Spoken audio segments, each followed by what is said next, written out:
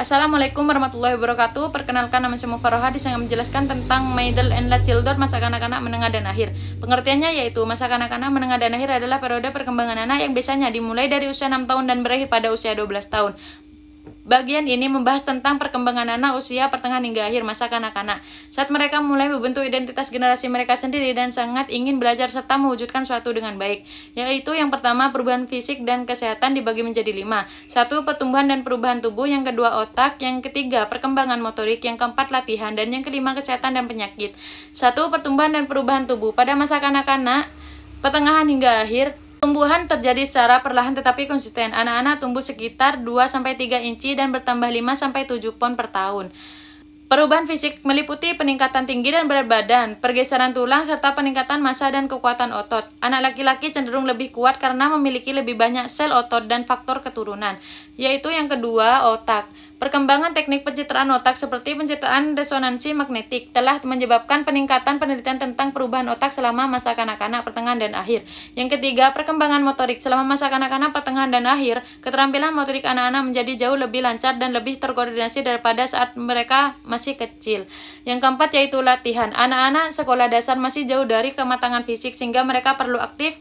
Mereka bisa menjadi lebih lelah dengan duduk dalam waktu lama dibandingkan dengan berlari, melompat, atau bersepeda. Yang kelima yaitu kesehatan dan penyakit. Pada umumnya, masa pertengahan dan akhir masa kanak-kanak merupakan masa dengan kesehatan yang prima. Penyakit dan kematian lebih jarang terjadi pada masa ini dibandingkan dengan periode lain.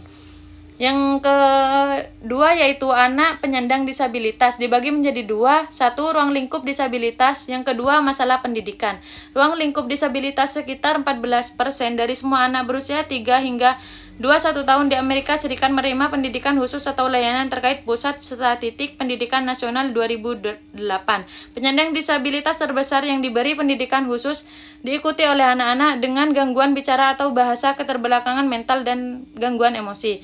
Yang kedua yaitu masalah pendidikan. Sampai tahun 1970-an, anak-anak penyandang disabilitas di AS tidak memperoleh pendidikan yang layak. Pada tahun 1975, Undang-Undang Pendidikan untuk semua anak-anak penyandang disabilitas diratifikasi yang kemudian menjadi IDEA pada tahun 1990 dan diperbarui hingga tahun 2004. Selanjutnya yaitu perkembangan fisik dan kognitif pada anak usia pertengahan dan akhir. Dibagi menjadi 4, yaitu perubahan fisik dan kesehatan, dan yang kedua anak penyandang disabilitas, yang ketiga perubahan kognitif, yang keempat perkembangan bahasa. Perubahan fisik dan kesehatan dibagi menjadi 5. 1. Pertumbuhan dan perubahan tubuh. Yang kedua otak. Yang ketiga perkembangan motorik. Yang keempat latihan. Dan yang kelima penyakit, kesehatan, dan penyakit. Dan yang ketiga yaitu perubahan kognitif dibagi menjadi 4. 1. Teori perkembangan kognitif Piaget. Yang kedua pengolahan informasi. Dan yang ketiga intelijen. Dan yang keempat ekstrem kecerdasan. Selanjutnya yaitu perkembangan bahasa dibagi menjadi 4. 1.